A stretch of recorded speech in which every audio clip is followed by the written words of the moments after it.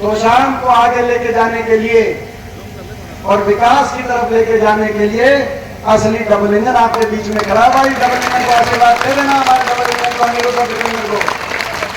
आप इस double engine को, वो खट्टर और दुष्यंत के डबल इंजन की तो झंडी बांट ली कि नहीं बांट ली? ये डबल इंजन, इस डबल इंजन को आप चंडीगढ़ में पहुंचा दो तो शाम हल्के को प्रदेश में नंबर 1 का हल्का बनाने की जिम्मेदारी डबल इंजन। तो मैं आपसे पूछना चाहता हूं, जब ये नतीजा आए तो दिल्ली में जब फ्लैश हो खबर, तो दिल्ली में जब फ्लैश हो तो शाम का जो नतीजा है उससे एक बात साबित हो जाए कि भाई ये हरियाणा है प्रधान। पूरे हरियाणा में माहौल बन गया कांग्रेस का, माहौल बन गया कि नहीं बन गया? पूरे हरियाणा में सिस्टम घुमा दिया कि नहीं घुमा दिया? मोदी क्या रशिया से पुतिन ले आओ, अनिरुद्ध को नहीं तोड़ सकते बीजेपी वालों को कह देना, जेपी दलाल जी की स्टेटमेंट आई जो लालू से चुनाव हार रहे हैं, उनकी स्टेटमेंट देखी होगी आपने, देखी थी कि नहीं देखी थी? बोला लोग कितना ही खिलाफ हो जाए, हम कितना ही जुल्म कर लें किसान पे, मजदूर पे, बेटियों पे, बोला कितना ही जुल्म कर ले, लोग कितना खिलाफ हो जाए, एमएलए जब आएंगे ना तो बीजेपी ने मध्य प्रदेश में तोड़ दिए थे, महाराष्ट्र में तोड़ लिए थे, एक आधा हरियाणा में भी तोड़ लिया। एक बोला भाई हम हरियाणा में भी तोड़ लेंगे, ये कही थी ना, बोला भाई एक आधा हरियाणा में भी हम एमएलए तोड़ लेंगे। तो भाई मैं उनसे कहना चाहता हूँ, आप उनको बता देना, लालू तो मैं परसों जाऊंगा, परसों उनको सारी बात अच्छे से, लेकिन गूंज यहाँ से पहुंच जाए, उनको कह देना कि भाई छुट्टी करते हैं, मोदी क्या रशिया से पुतिन ले आओ, अनिरुद्ध को नहीं तोड़ सकते भाई।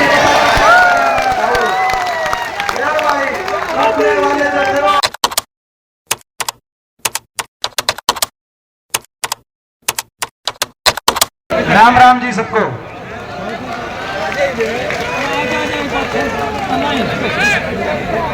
हमारे बीच में हमारे कांग्रेस पार्टी के तोशाम हल्के से प्रत्याशी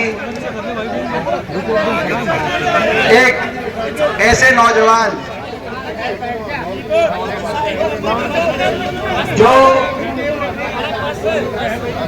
भाई एक बात बताओ, एक मिनट भाई मनिंदर भाई, चुप कराने भी बंद हो जाए, चुप कराने बंद हो जाए तो बात नहीं भाई। तोशाम हल्के से कांग्रेस पार्टी के हमारे प्रत्याशी, जिनको आप बड़े बहुमत से आशीर्वाद देकर चंडीगढ़ भेजने का मन बना चुके हो,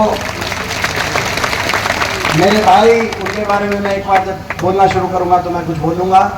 मेरे भाई अनिरुद्ध चौधरी जी, हमारे आदरणीय आरएस दून जी, पूर्व आईएएस, हमारी बहन, आज मैं देख रहा था, उनको मैं बधाई देता हूं कितनी अच्छी तरीके से उन्होंने आपके बीच में अपील करी। अनीता मलिक जी, हमारे कम्युनिस्ट पार्टी सीपीएम के प्रदेश के अध्यक्ष कॉमरेड इंद्रजीत सिंह जी, हमारे भाई युवा कांग्रेस के राष्ट्रीय सचिव, बहुत ही नौजवान मेहनती भाई, हमारे भाई धीरज सिंह जी, हमारे भाई कमल चौधरी जी, उन्होंने भी हमारी बात रखी। भाई आप हमारी बात रखेंगे कमल जी, हम भी आपकी पूरी बात रखेंगे। हमारे भाई जोगिंदर पागनवाला जी, भाई हमारा नौजवान साथी नरेंद्र गागड़वास जी, हमारे भाई विजय जतई जी, मास्टर महेंद्र पागनवाला जी, प्रदीप गुलिया जी, पवन भवानीवाला जी, हमारे सेठ जी, करण सिंह शिवरान जी, सीताराम सिंगला जी, राजवीर शिवानी जी, राजेंद्र जी सरपंच, सुमेश गुप्ता जी, मनमोहन गुप्तला जी, संजय पूनिया जी जो राजस्थान से आए हैं, रमेश टिकाव जी जिला अध्यक्ष भिवानी से जो हैं, राजेंद्र गांधी जी जिन्होंने अभी पार्टी ज्वाइन करी है, और भाई कुलवंत कुटिया जी भिवानी से, और सभी पिता तुल्य मेरे बुजुर्ग नौजवान साथी, माताएं, बहनें, जिस घड़ी का आप बेसब्री से इंतजार कर रहे थे इतने वर्षों से, वो घड़ी आ गई है। बीजेपी से पीछा छुड़ाना चाहते हो कि नहीं चाहते हो? 10 साल की बीजेपी की सरकार से छिक लिए कि नहीं छिक लिए? छिक लिए, कसर बाकी रह रही है।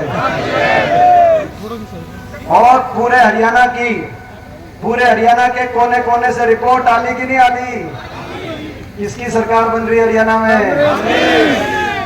हरियाणा के कोने कोने से एक ही आवाज आ रही है, डबवाली से होडल तक, नांगल चौधरी से कालका तक, हरियाणा कोने कोने से एक ही आवाज आ रही है, बीजेपी की ये दमनकारी सरकार जारी है। हुड्डा साहब के नेतृत्व में कांग्रेस पार्टी की सरकार आ रही है। कांग्रेस की सरकार हरियाणा बनने जा रही बड़े प्रचंड बहुमत के साथ, जिसका संदेश पूरे देश में जाएगा। क्योंकि हरियाणा के साथ बड़ी अनदेखी और बड़ा अन्याय इस बीजेपी की सरकार ने किया है। 10 साल की बीजेपी की सरकार हरियाणा को उतार दिया। इस बीजेपी की सरकार ने खुशहाली और विकास की पटरी से 10 साल में जो हरियाणा स्वर्गीय चौधरी बंसीलाल जी के समय से लेकर और 2014 हुड्डा साहब के समय तक देश में विकास का प्रतीक था, विकास के नाम से जाना जाता था, जो हरियाणा जिसकी नींव बंसीलाल जी ने रखी, और सरकारें कुछ भी रही हों, लेकिन देश में विकास के प्रतीक के रूप में हरियाणा की पहचान बनी। उनकी जो सोच थी, उन्होंने जो नींव रखी थी, उसको आगे बढ़ाकर हरियाणा चला हमेशा। आज 10 साल की बीजेपी की सरकार के बाद उस हरियाणा को विकास की, खुशहाली की पटरी से उतारकर इस खट्टर सरकार ने देश में नंबर 1 बना दिया हरियाणा को बेरोजगारी में। छोटी बात नहीं, ये दिल्ली के 3 तरफ बसा हरियाणा और भारत सरकार ये रिपोर्ट कार्ड दे रही है संसद में इस साल कि 28 प्रदेशों में सबसे ज्यादा बेरोजगारी हरियाणा में। ये हमारा रिपोर्ट कार्ड नहीं है, मोदी सरकार का, खट्टर सरकार के लिए रिपोर्ट कार्ड है। उसके बाद शायद हटाया खट्टर साहब को। देश में सबसे ज्यादा बेरोजगारी आज हरियाणा में, देश में सबसे ज्यादा अपराध, क्राइम रेट हरियाणा में हो गया, ये भी भारत सरकार की रिपोर्ट है। देश में सबसे ज्यादा नशा, आज पंजाब से भी ज्यादा नशा हरियाणा के अंदर आ गया। हरियाणा का इतना नुकसान किया इस सरकार ने, आप अंदाजा लगा सकते हो। महंगाई ने हर घर की कम बजट के कमर तोड़ दी, और भ्रष्टाचार ऐसा मिलके लूट के खा गए, एक के बाद एक घोटाले। जब समझौता हुआ बीजेपी का जेजेपी का, तो हमने कहा था ये लूट की छूट का समझौता है। लोगों से विश्वासघात करके दुष्यंत चौटाला और खट्टर साहब का समझौता भ्रष्टाचार करने का समझौता था। आपने देखा होगा जब इन्होंने समझौता करके समझौता तोड़ा, कि वे अलग अलग कैंडिडेट उतारो, कांग्रेस की वोट में सेंधमारी करो, विपक्ष की वोट में सेंधमारी करो। पिछली बार भी काम चल गया था ऐसे ही, इस बार अलग अलग कैंडिडेट उतारो अलग अलग पार्टियों के। जब समझौते से समझौता तोड़ा लोकसभा चुनाव से 1 हफ्ते पहले, तो आपने देखा होगा अगले दिन दुष्यंत चौटाला का बयान आया कि मैं बीजेपी के घोटालों के राज बताऊंगा। बताओ। और उसके अगले दिन खट्टर साहब का बयान आया, दुष्यंत चौटाला के घोटालों की जांच कराऊंगा। और फिर कोई साल नहीं बोला, फिर तो बोल के बताओ। 5 साल तक मिलके लूट गए, कोई शराब घोटाला, कहीं माइनिंग घोटाला, कहीं रजिस्ट्री घोटाला, कहीं वालपाड़ी घोटाला, कहीं मेट्रो रूट बदलाव घोटाला, कहीं रोडवेज का किलोमीटर स्कीम घोटाला, कहीं नकीम निगमों के घोटाले, मिलकर लूट के आंख मीच ली एक दूसरे घोटालों से, और उसके बाद एक दूसरे के पोल पकड़े। डबल इंजन कह रहे थे कि डबल इंजन बन गया, खट्टर दुष्यंत डबल इंजन। वो डबल इंजन फेल हो गया कि नहीं हो गया? डबल इंजन रह गए, डब्बे तो बचा नहीं इंजन। और वो इंजन भी आपस में अलग अलग पटरियों पे बांध लिए। इलेक्शन आते न्याय बने ना। डबल इंजन, लूट का डबल इंजन था, डबल इंजन से लूट के प्रदेश को। और भैया मौका है तो शाम को आगे लेके जाने के लिए और विकास की तरफ लेके जाने के लिए असली डबल इंजन आपके बीच में खड़ा। भाई डबल इंजन को आशीर्वाद दे देना, हमारे डबल इंजन को, अनिरुद्ध को। आप इस डबल इंजन को, वो खट्टर और दुष्यंत के डबल इंजन की तो झंडी बांट ली कि नहीं बांट ली? ये डबल इंजन, इस डबल इंजन को आप चंडीगढ़ में पहुंचा दो, तोशाम हल्के को प्रदेश में नंबर 1 का हल्का बनाने की जिम्मेदारी ये हमारी जिम्मेदारी है। ये ऐसे उम्मीदवार आपके बीच में आए हैं, सही कहा इन्होंने, मेरे भाई हैं, बचपन से मेरे सीनियर हैं। ये इन्होंने एक बात कही कि वे स्कूल में साथ पढ़ते थे, स्कूल में साथ पढ़ते थे, लेकिन ये मेरे सीनियर थे। तो भाई स्कूल में सीनियर थे और बहुत कुछ मैंने इनसे सीखा। मेरे बड़े भाई हैं, ये बहुत अच्छा क्रिकेट खेलते थे, इनको देख के क्रिकेट का मेरे को भी शौक हो गया था। तो ये बहुत भाई जो है अपना बहुत अच्छा, और बचपन में मैंने देखे आज तक एक बात देखी है। भाई आप बताओ, ये अनिरुद्ध हमारा भाई, भाई इससे नरम कोई मिलेगा आपको? देखो भाई, छोटी बात नहीं है इतनी नरमाई, छोटी बात नहीं है। मेरा भी तजुर्बा है, मैं भी 5वीं बार संसद में पहुंच गया छोटी उम्र में, 5वीं बार देश की बड़ी पंचायत में मेरी उम्र में देश में कोई नहीं पहुंचा, लोगों ने बहुत आशीर्वाद दिया है, मेरा भी तजुर्बा है।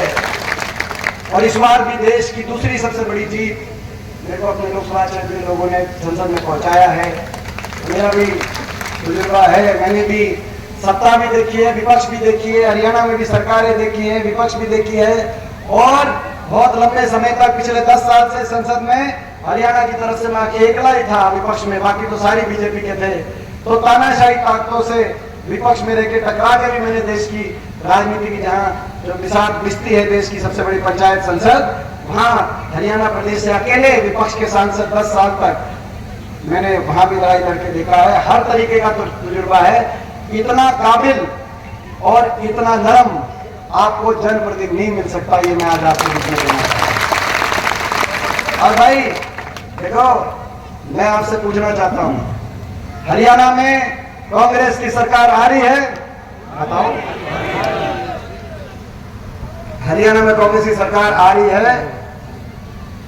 भाई अनिरुद्ध शरीफ हैं, बताओ? नरम हैं, ईमानदार हैं, जीवन में इनका, अब इन्होंने सब कुछ जीवन में एक लक्ष्य कि अपना हल्के का विकास हो, सबकी सेवा करूं, तो भाई इन्होंने ऐसा प्रण ले लिया है। 36 बिरादरी का मान सम्मान करने वाले हैं, और भाई दीपेंद्र के बड़े भाई हैं, और भाई हुड्डा साहब के, और हमारे भाई हमारा एक परिवार है, और भाई इनके लिए मेरी जान हाजिर है। तो भाई क्या कसर रहेगी? भाई जिता लो भाई, भेजो, आपकी सरकार आ रही है, ध्यान बना देंगे भाई हल्के के लिए, अपने हल्के को आगे लेके जाने के लिए ध्यान लगा देंगे। हमारी दोनों की जिम्मेदारी। हाँ जी, हाँ, धानक समाज के बहुत चर्चा के रहे हैं, इन्होंने बड़ा किया। धानक समाज का विशेष धन्यवाद। छत्तीस बिरादरी का धन्यवाद कहने का मतलब एक एक का नाम नहीं लिया, छत्तीस बिरादरी का मान सम्मान करते हैं। तो ऐसे जो है जनप्रतिनिधि आपको दोबारा नहीं मिलेगा। और ये भी बता देता हूँ मैं बात, ये मैं कहने के लिए बात आया हूँ, और ये भी मैं बात बता देता हूँ। आप यहाँ से चंडीगढ़ भेजोगे तो आप क्या सोचते हो, खाली हाथ वापस नहीं आएंगे भाई? आप चंडीगढ़, आप यहाँ से चंडीगढ़ भेजने की जिम्मेदारी आपके कंधों पर है। यहाँ से आप चंडीगढ़ भेजो, चंडीगढ़ में से खाली हाथ नहीं आएंगे। मैं भी अपने वर्करों के काम अनिरुद्ध से कराऊंगा, ऐसी जिम्मेदारी लेकर आएंगे भाई। ये मौका है, बहुत जोश बहुत है, नारे नहीं भाई, जोश बहुत है। तो ये क्योंकि मिलके आज हम न्याय की लड़ाई लड़ रहे हैं, धर्म अधर्म की लड़ाई लड़ रहे हैं। ये बीजेपी ने, जिसने इतनी लूट मचा के हरियाणा को विकास पटरी से उतार कर आज बेरोजगारी, नशा, अपराध, भ्रष्टाचार, महंगाई, काम किया नहीं बीजेपी ने, मगर काम बिगाड़ दिया हरियाणा का। मैं आपसे पूछना चाहता हूं, 10 साल खट्टर साहब मुख्यमंत्री थे, भाई काम हुआ? भाई आपने देखा होगा तो शाम में कोई किसी का मान सम्मान किया? कभी गांव में आए किसी का मान सम्मान किया हो? भाई एक ना काम, भाई दो ही चीज होती है, काम करना या मान सम्मान करना। और भाई ना काम किया, ना मान सम्मान किया। और ये हम क्या कह रहे हैं, ये हम क्या कहें, यहाँ से जो बीजेपी के उम्मीदवार हैं 3 महीने पहले तक तो वो भी यही कह रहे थे भाई, ठीक बात है ना। 10 साल वो भी ये कह रहे थे, 10 साल तक ना काम ना मान सम्मान, हरियाणा का भट्टा बिठा दिया, कह रहे थे कि नहीं कह रहे थे। और मगर काम ना करते तो भी हम काम चला लेते हैं, हरियाणा का दिल बड़ा है। लेकिन इन्होंने तो काम खराब कर दिया, हरियाणा प्रदेश के हर वर्ग का अपमान किया, हर वर्ग को उलझा दिया हरियाणा प्रदेश के लोगों को। किसी को उलझा दिया फैमिली आईडी में, किसी को उलझा दिया पोर्टल में, पोर्टल इसे से आगे, किसी को उलझा दिया प्रॉपर्टी आईडी में, और कि युवाओं को उलझा दिया कच्ची नौकरी में, सीटी में। कौशल निगम आ गया बिना रिजर्वेशन। बाबा साहब भीमराव अंबेडकर जी के संविधान की हत्यारी ये सरकार साबित हुई। 1.5 लाख बच्चों को सरकार ने ठेकेदारी पे लगा दिया, बिना रिजर्वेशन, बिना पेंशन, बिना मेरिट के। आरएसएस के दफ्तरों से चिटाई उन बच्चों को लगा दिया गया कौशल निगम में। सारी पक्की नौकरी बीजेपी खागी कि नहीं खागी पक्की नौकरी। और एचपीएससी के दफ्तरों में 1.5 करोड़ रुपए अनिल नागर के पकड़े गए, जो सचिव थे एचपीएससी के, जिनको खट्टर साहब ने लगाया था सचिव, वो तो उनके दफ्तर में पकड़े गए। वो भर्ती तो रुकी, लेकिन जिन भर्तियों में नहीं पकड़े गए या जिन भर्तियों में घर पे लिए गए थे, ये तो दफ्तर में पकड़े गए। मतलब इतना खुला काम चल रहा था, इतना खुला काम चल रहा हो, अंदाजा लगाओ।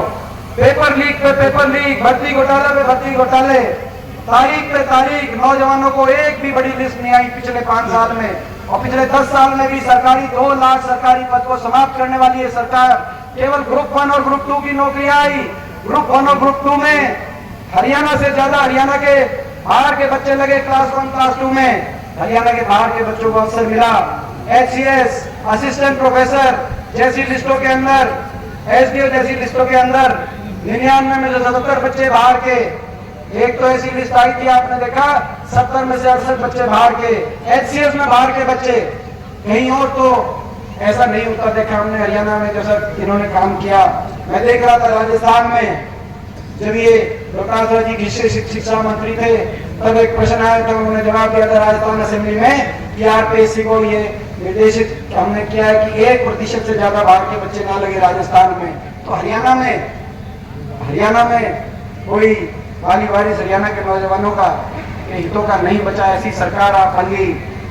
इनकी सरकार में ये जो सारी ज्वाइनिंग के लिए घूम रहे हैं, पहले 60,000 पोस्ट कह रहे थे, फिर घटाकर उसमें कहा 25,000 पोस्ट, और बोला भाई ज्वाइनिंग कराएंगे इलेक्शन से पहले का लोकसभा इलेक्शन से पहले, इलेक्शन आगे बोला विधानसभा इलेक्शन से पहले, अब कह रहे विधानसभा इलेक्शन के बाद। नौजवानों को 5 साल में इस सरकार ने उलझा दिया, सीटी में, कच्ची नौकरी में, और तारीख पे तारीख मिली। एक सनी देओल की पिक्चर आई थी, दामिनी पिक्चर आई थी भाई, लाड लावा मेरी उम्र का है, दामिनी देख के अपा फैन हुए थे सनी देओल के। उसमें एक डायलॉग था भाई, उसमें एक डायलॉग था भाई, बस मिली तारीख पे तारीख, तारीख पे तारीख, तारीख। हरियाणा के नौजवानों को वही तारीख पे तारीख मिली। कांग्रेस की सरकार आएगी, 2 लाख पक्की सरकारी नौकरी मेरिट पर समयबद्ध रूप से भर्ती विधान जो आज हमने मैनिफेस्टो में घोषणा करी है उसके अनुसार देंगे। ज्वाइनिंग पे ज्वाइनिंग हरियाणा के नौजवानों को, ताकि हरियाणा के नौजवानों हरियाणा में अवसर मिले। और अग्निवीर जो लेके आए हैं, ये जय जवान जय किसान का प्रदेश था, ना जय जवान छोड़ा ना जय किसान छोड़ा। 750 किसानों की जान की कुर्बानी देने वाली ये सरकार साबित हुई। हमारे जवानों की पक्की भर्ती बंद करके अग्निवीर लेके आने वाली ये सरकार साबित हुई।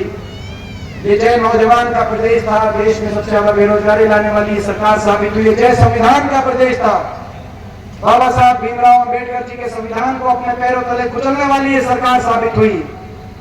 ऐसी सरकार साबित हुई जिसने किसी का सम्मान नहीं छोड़ा। कर्मचारी गए ओल्ड पेंशन स्कीम के लिए, उनपे लाठीचार्ज, सरपंच गए, नए ताजे सरपंच आपने उनको सरपंच बनाया था, नए ताजों को। सिंगर के चंडीगढ़ पहुंचे थे कि भाई सरपंच बने हैं, आपके भी लगी थी क्या जी तुम्हें? बुरा मत मानना भाई, वो तो सारे हरियाणा में आ गया था, आ गई थी बात सरपंचों को। और हमारी बेटियों को क्या कसूर था, दिनेश फोगाट का क्या कसूर था, साक्षी मलिक का, 5 ओलंपिक विजेता हमारी बेटियां। दिल्ली की सड़कों पे घसीटने का काम 6-6 महीने तक FIR नहीं हुई। भारत सरकार ने मना कर दिया। ये वो देश है जहां दुश्मन की बहन बेटी की इज्जत को भी अपनी इज्जत माना जाता है। इस देश की संस्कृति ऐसी संस्कृति है। राज धर्म में नागरिक में भेदभाव नहीं किया जा सकता, और जब बेटियों की इज्जत की बात आए तो बिल्कुल नहीं किया जा सकता। लेकिन क्या कसूर था उनका बेटियों का? केवल ये कसूर था कि वो आपकी बेटियां थी, वो हरियाणा की बेटियां थी। 6 महीने तक FIR नहीं दर्ज हुई। दिल्ली की सड़कों पे घसीटने का काम ओलंपिक विजेता बेटियों को किया गया। हम जब जाते थे दिल्ली पुलिस कहती थी कि भारत सरकार ने मना किया। आखिर में धन्यवाद करते सुप्रीम कोर्ट का, जिस सुप्रीम कोर्ट ने कहकर FIR दर्ज कराई। नहीं तो न्याय नहीं मिला, सरकार ने न्याय नहीं दिया आपको। इतना घोर अन्याय। 750 किसानों की जान चलेगी। संसद में जब मैं अकेला उठ के कहता था, क्योंकि हरियाणा के 15 सांसदों में 14 बीजेपी के थे, लोकसभा राज्यसभा मिला के हरियाणा के 15 सांसद हैं।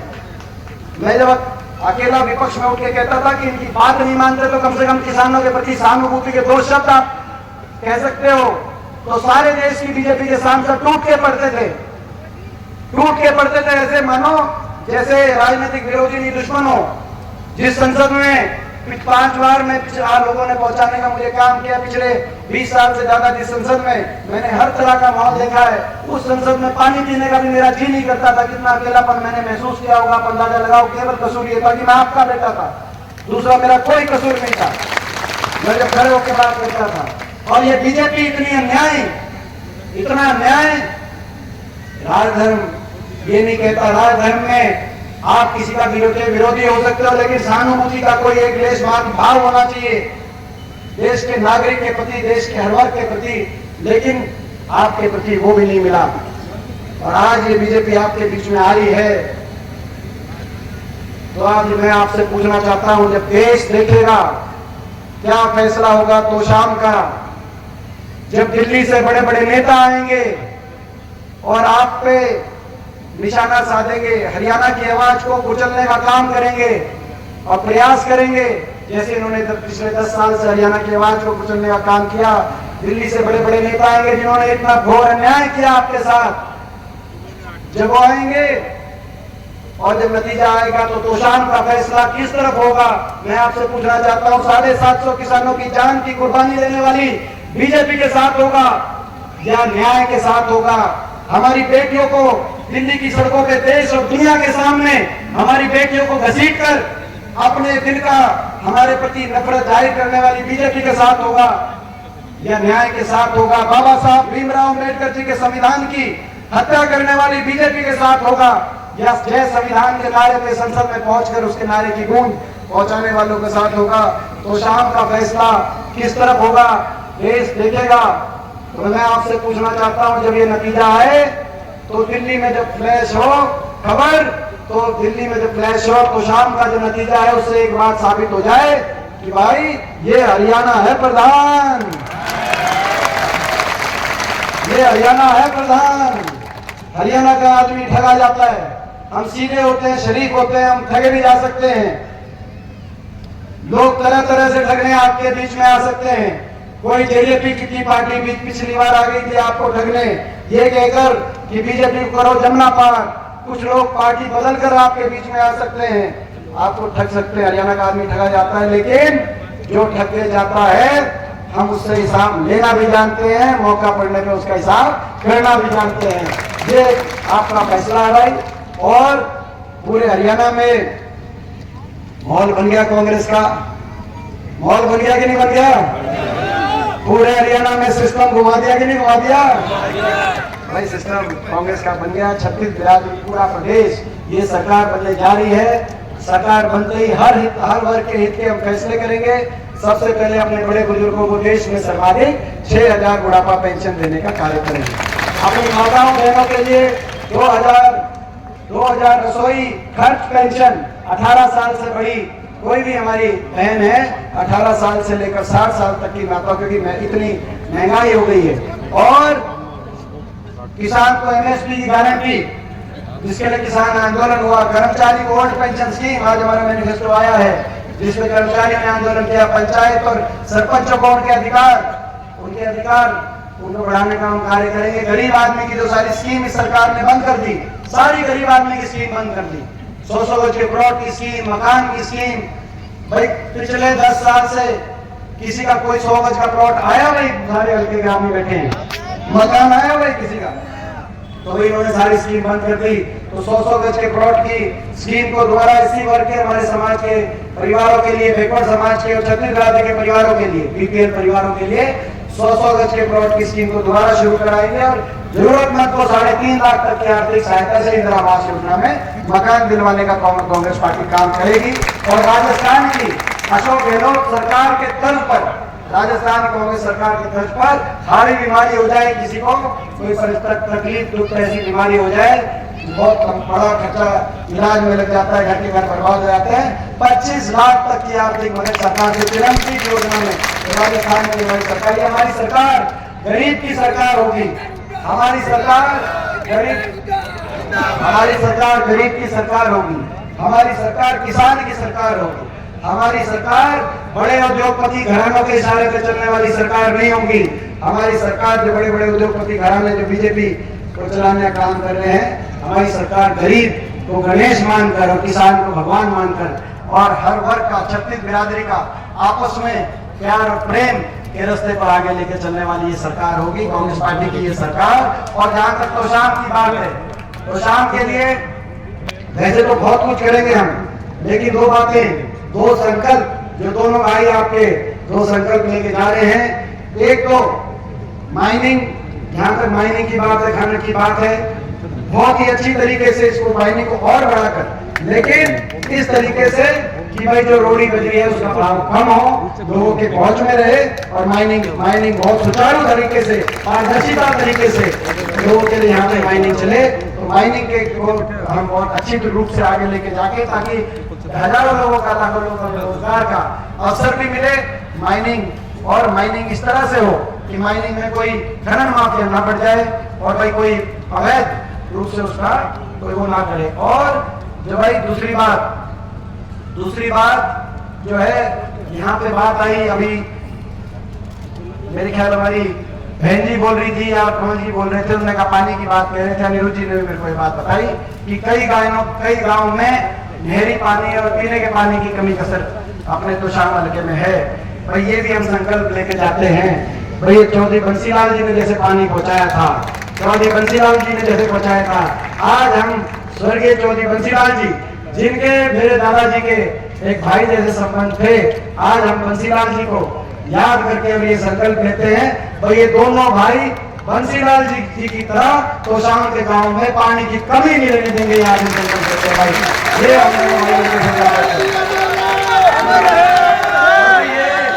ये सुनो और सुनो भाई, बीजेपी वालों को कह देना,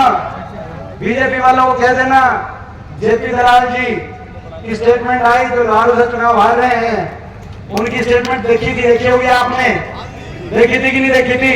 बोला लोग कितने खिलाफ हो जाए, हम कितना ही जुल्म कर लें किसान पे, मजदूर पे, बेटियों पे, बोला कितना ही जुल्म कर ले, लोग कितने खिलाफ हो जाए। एमएलए जब आएंगे ना, तो बीजेपी ने मध्य प्रदेश में तोड़ दिए थे, महाराष्ट्र में तोड़ लिए थे, एक आधा हरियाणा में भी तोड़ लिया, एक बोला भाई हम हरियाणा में भी तोड़ लेंगे, ये कही थी ना, बोला भाई एक आधा हरियाणा में भी हम एमएलए तोड़ लेंगे। तो भाई मैं उनसे कहना चाहता हूँ, आप उनको बता देना, लालू तो मैं परसों जाऊंगा, परसों उनको सारी बात अच्छी से, लेकिन गूंज यहाँ से पहुंच जाए, उनको कह देना कि भाई छुट्टी करते हैं, मोदी क्या रशिया से पुतिन ले आओ, अनिरुद्ध को नहीं तोड़ सकते भाई,